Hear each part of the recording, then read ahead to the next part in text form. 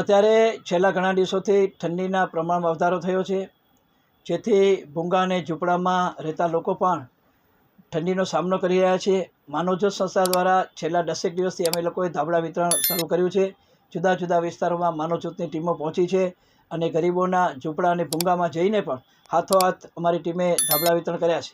હજુ પણ ઘણા બધા ધાબળાની જરૂર છે।